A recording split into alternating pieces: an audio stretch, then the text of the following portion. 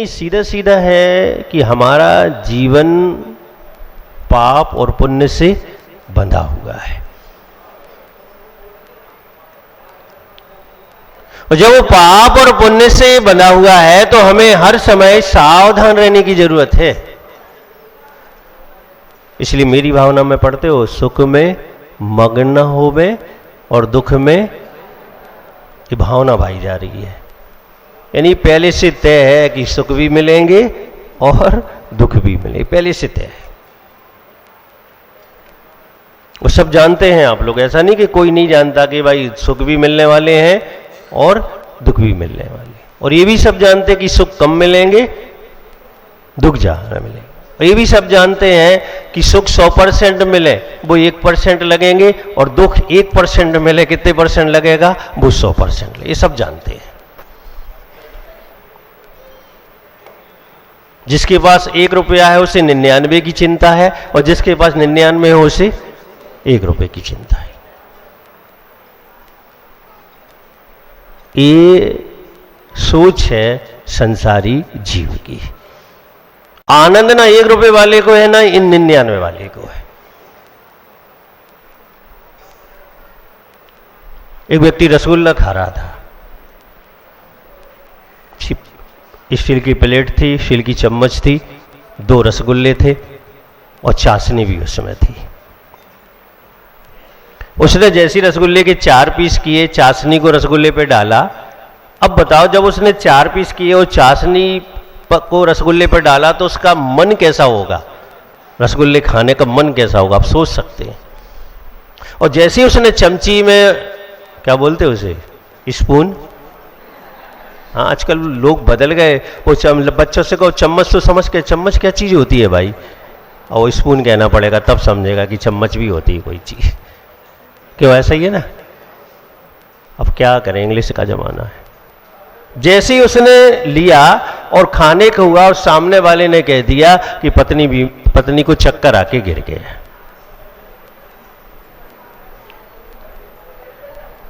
अब वो मुंह में जाएगा कि वापस उसमें आएगा, प्लेट में वापस। आप देखो, पुण्य बड़ा है कि पाप बड़ा है। वहीं छूट जाएगा, वो तुरंत भागेगा, अस्पताल लेके चलो।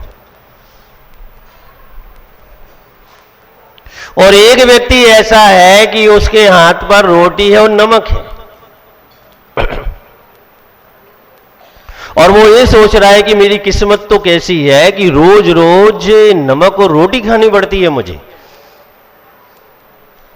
और वो भी एक उसमें से ग्रास निकाल रहा है, नमक लगा रहा है, और जब वो लगा रहा है इतने संकलेश कर रहा है, इतने संकलेश कर रहा है, इतना दुखी हो रहा है कि मेरे भाग्य में मैंने क्या किया था। वो ईश्वर को दोषी ठहरा रहा है कि मेरे साथ ये नाइंसाफी हो रही है। और एक धर्मात्मा पुरुष आ जाता है और बढ़िया खीर और पूड़ी और हलवा लेकर और उसके हाथ पे रख देता है। क्या था, एक का पुण्य था, पाप आ गया, एक का पाप था और पुण्य आ गया। आप अपने जीवन को बहुत गहराई से देखेंगे तो ये मोटी मोटी घटनाएं छोटी छोटे रूप में आपके साथ रोज घटती हैं। लेकिन आपको पाप को भोगने की और पुण्य को भोगने की आदत हो गई है, तो छोटा मोटा तो आपको समझ में नहीं आता। और अगर आप वास्तविकता में देखना चालू कर दें तो हर क्षण समझ में आएगा कि पुण्य कैसे हाथ से छूट जाता है और पाप कैसे हाथ में आ जाता है। भव्य आत्माओं, उस बच्चे को बहुत आश्चर्य होगा। 4 व्यक्ति बोझ उठा रहे हैं और इसमें कारण पाप है। एक व्यक्ति बोझ बना हुआ है और उसमें कारण क्या है, पुण्य है। भव्य आत्माओं, संजय काला जी, वक्त वक्त की बात है। कैसी बात है, बोलते ना लोग, हमारा भी समय आएगा। क्या बोलते? मेरा भी समय आएगा। कहां से आएगा? किस बैंक में जमा कर रखा है? आएगा कहां से? समय तो रोज आ रहा है। बस आपका पुण्य है तो आपने समझ लिया कि मेरा समय आ गया है, और पाप आ गया है तो आपने क्या समझ लिया कि मेरा समय चला गया है। भव्य आत्माओं, बहुत छोटा सा जीवन है हमारा। जन्म और मृत्यु के बीच में एक बहुत छोटा सा जीवन है। बस इस जीवन को समझने की जरूरत है। अगर हम समझ लेते हैं तो उलझनों से पार हो जाते हैं, और नहीं समझ पाते हैं तो और उलझ जाते हैं, और उलझ जाते हैं, और उलझ जाते हैं। आपने मकड़ी को देखा होगा, जाल बनाती, क्या सोच के बनाती है? मक्खी मच्छर आके इसमें फंसेंगे। शौक से नहीं बनाती वो जाल, हिंसा के लिए जाल बनाती है वो, मांसाहार के लिए जाल बनाती है वो। असंगी है वो, मन नहीं है उसके पास। लेकिन पाप का उदय है तो सोच ऐसी है,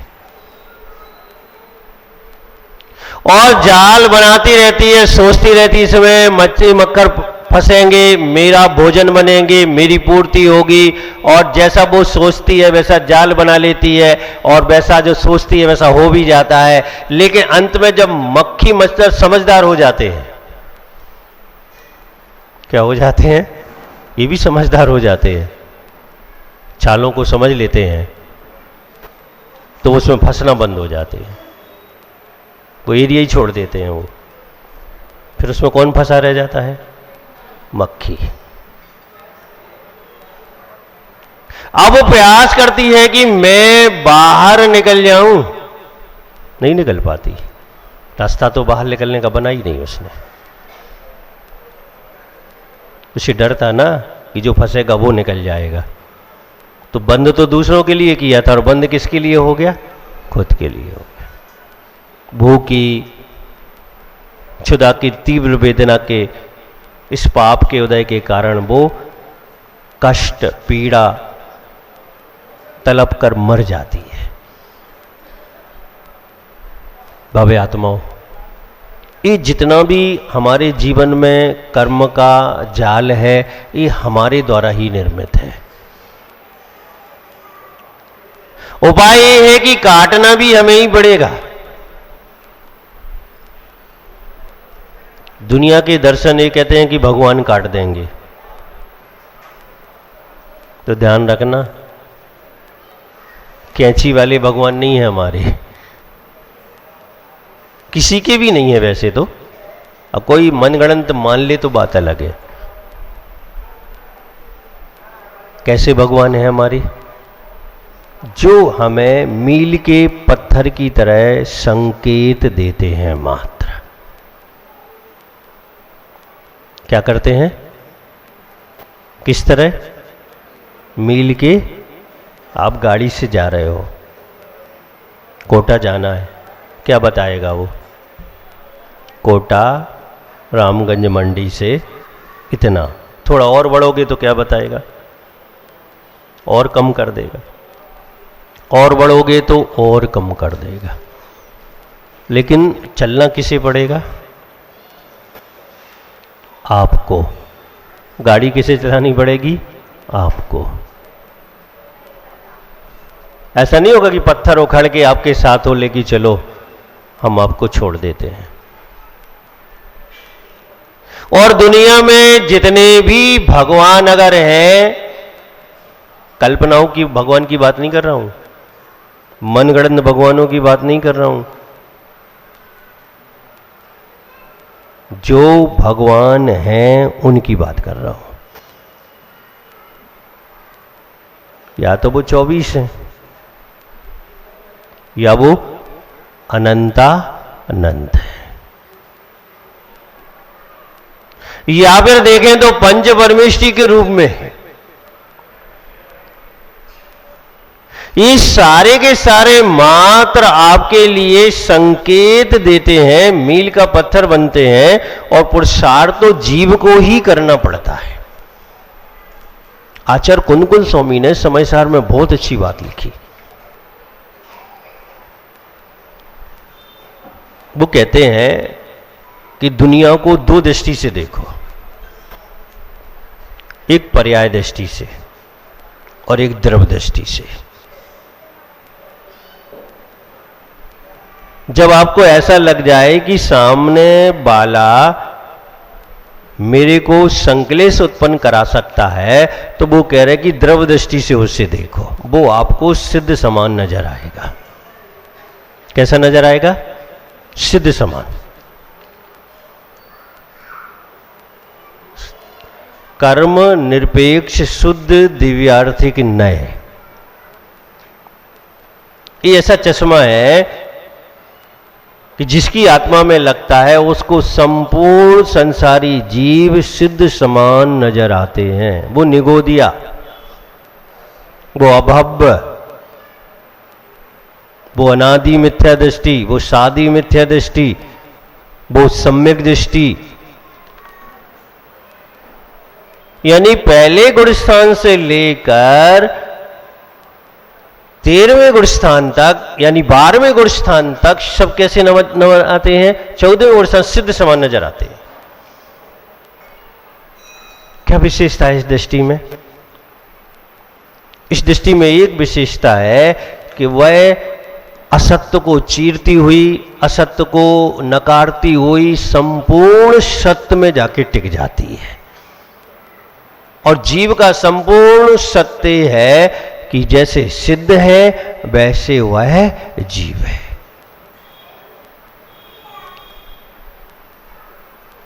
और जब हमें अहंकार चढ़ने लग जाए,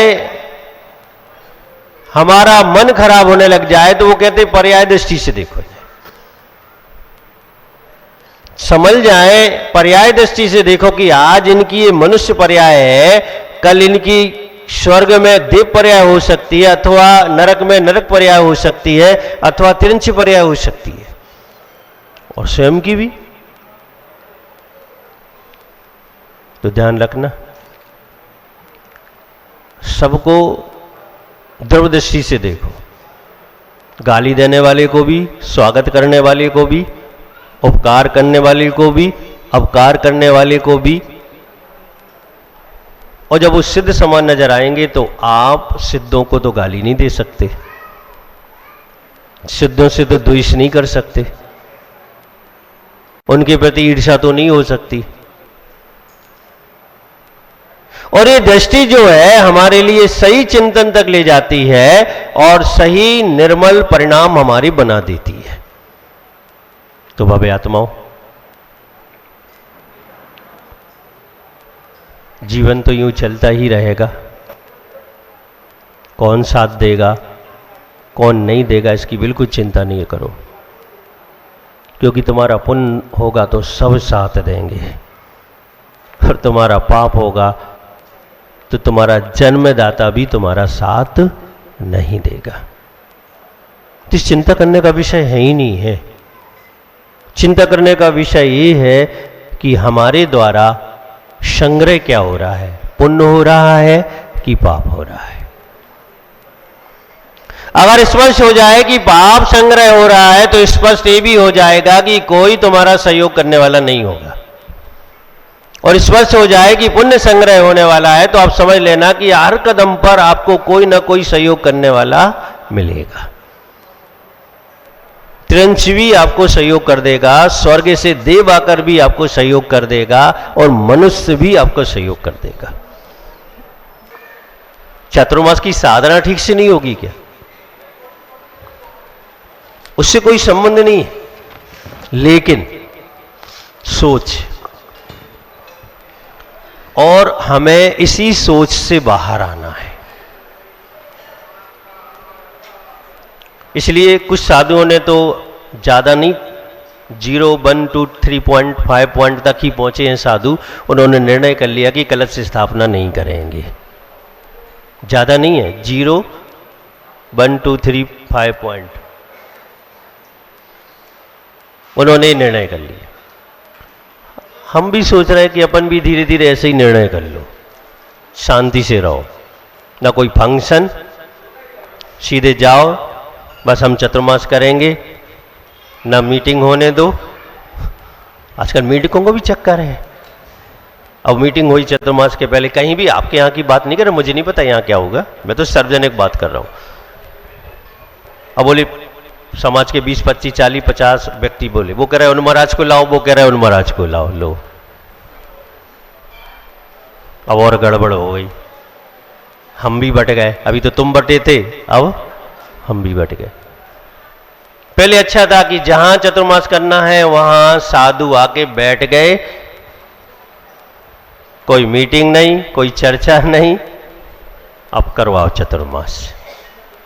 अगली बार हम रामगंज मंडी आएंगे चतुर्मास करने, पता नहीं कब आएंगे, तो ऐसे ही आएंगे, कह के नहीं आएंगे, सोच के नहीं आएंगे, ऐसे ही आ जाएंगे। करवाओ चतुर्मास, कोई मीटिंग नहीं, कोई कलश स्थापना नहीं, और चतुर्मास। और ऐसा हो जाएगा तो वास्तविकता में कम से कम थोड़ा बहुत तो लगेगा कि हम चतुर्काल में हैं। अभी तो ऐसा लगता है कि पंचम काल से भी बाहर जा रहे हैं। अब ऐसा वातावरण बन गया है, ऐसे माहौल बन गया है, फिर ऐसा होता है। जबकि चतुर्मास का उद्देश्य था त्याग, तपस्या और ज्ञान।